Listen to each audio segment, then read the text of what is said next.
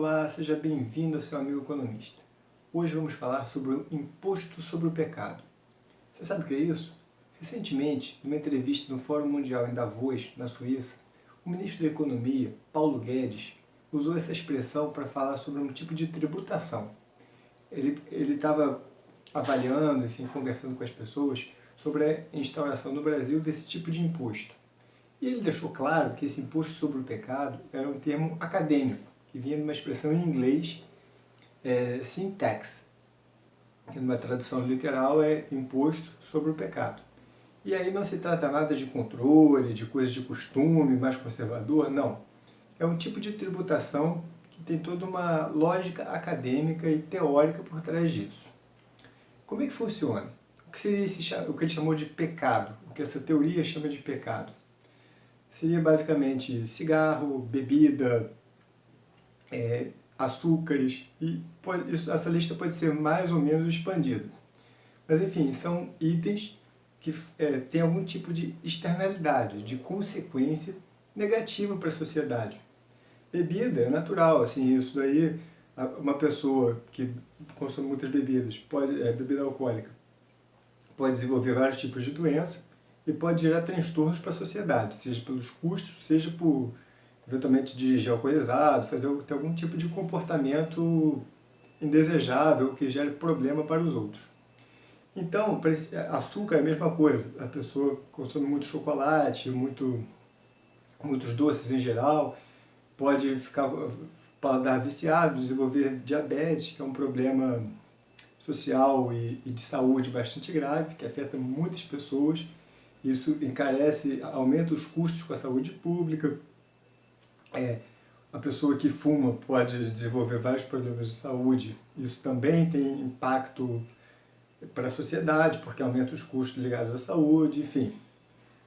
Essa lógica da tributação é uma forma de você inibir, diminuir o consumo, desestimular o consumo, de forma que as pessoas consumam menos desses bens que fazem mal para ela e têm consequências para a sociedade.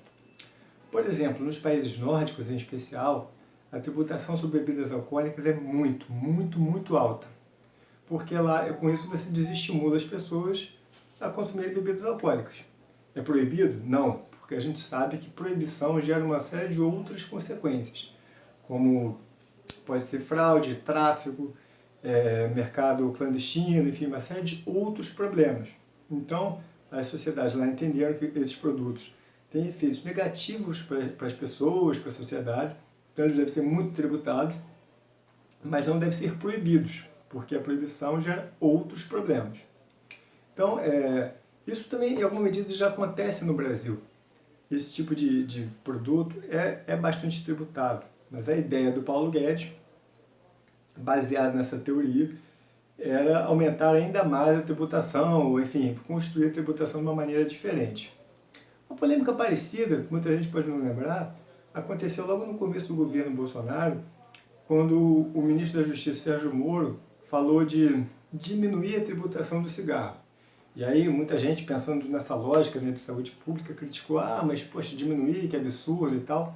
E ele falou um outro efeito que é interessante, que a tributação do cigarro é alta, então tem muito cigarro clandestino, ilegal, e aí que faz até mais mal do que o cigarro convencional, que tem algum controle de qualidade, enfim, no mercado. Então, isso aí é um efeito interessante, porque se você aumentar muito a tributação de um produto desses do pecado, como ficou na expressão, você estimula a clandestinidade de produtos de pior qualidade.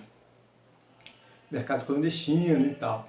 Então, na medida em que, se você aumenta muito esse imposto, você tem esse outro problema. E foi o que tinha sido identificado pelo Sérgio Moro no cigarro, e a proposta polêmica foi diminuir o imposto do cigarro para desestimular esse mercado clandestino, ilegal, enfim, que tem uma outra série de problemas de violência, como qualquer mercado clandestino.